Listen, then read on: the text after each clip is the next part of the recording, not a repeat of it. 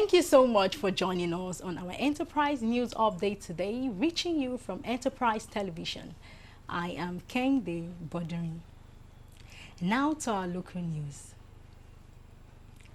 President Bola Ahmed Tinubu called the African Democratic Congress a coalition of confusion during an APC meeting that introduced Professor Nentawe Yilwatda as the new chairman.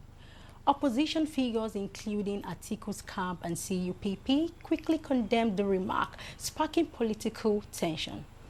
Tinubu urged APC governors to combat rural hardship and proposed building a new party secretariat in Abuja.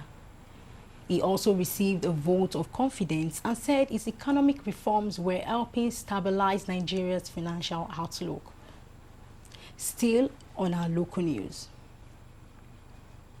Atiku Abubakar accused President Tinubu and the APC of meddling in opposition politics instead of solving Nigeria's economic and security issues. He claimed Tinubu is using public resources to destabilize all the parties and for division, especially targeting the ADC and opposition coalition. Atiku alleged the presidency tried to stir conflict between its supporters and those of Peter Obi, but the coalition remains united. He called Tinubu's government incompetent and disconnected, urging the president to focus on Nigerian struggles rather than re-election plans.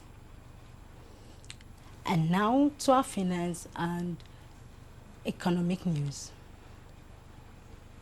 Banks and insurance companies added 1.77 trillion naira to Nigeria's economy in the first quarter of 2025, reflecting a 15% increase from first quarter in 2024.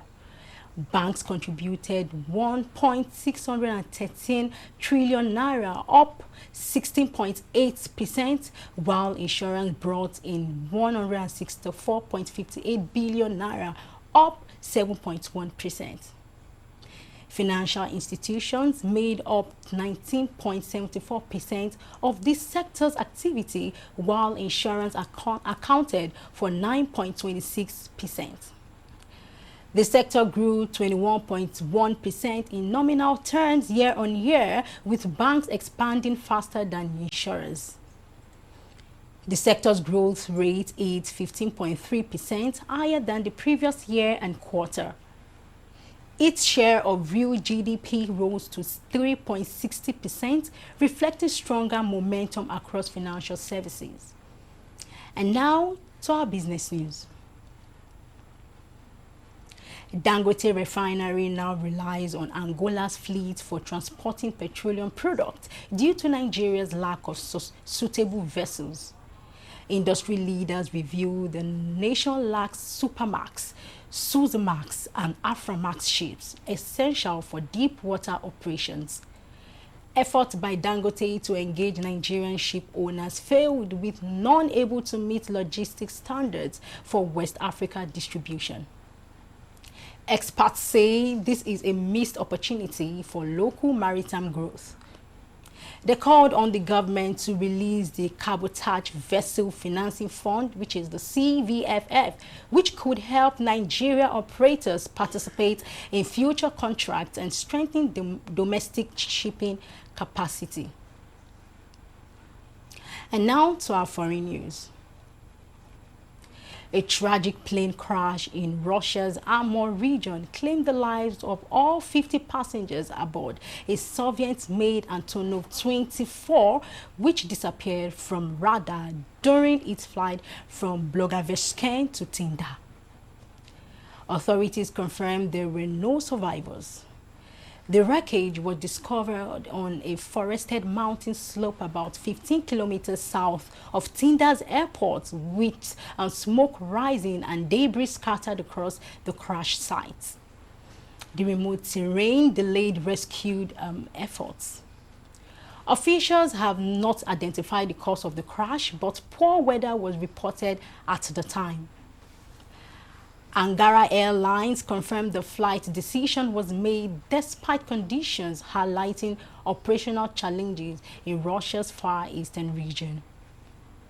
Meanwhile, in Kenya, 2 people died following a mid-air collision between aircraft, adding to a sobering day for global aviation. And now to our sports news. The Nigeria Football Federation has appointed Manu Garba as head coach of the U17 Golden Eaglets and Moses Aduku as coach of the U20 Falconets. Garba previously led Nigeria to a U17 World Cup victory in 2013 and will guide the team at the West Africa Union WAFU B tournament this September.